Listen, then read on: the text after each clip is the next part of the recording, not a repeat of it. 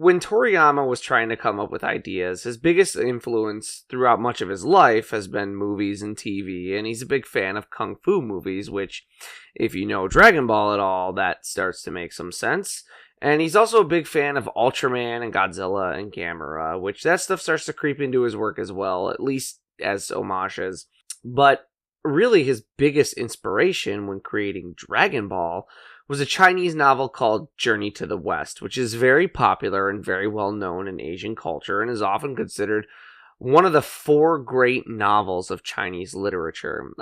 I think there's a 5th and sometimes a 6th added to that discussion, but basically, they're a selection of novels that have been printed since the dawn of print, essentially, that talk about Chinese history, beliefs. I think, to be completely honest, I'm not 100% sure, and that's really part of what this podcast kind of is.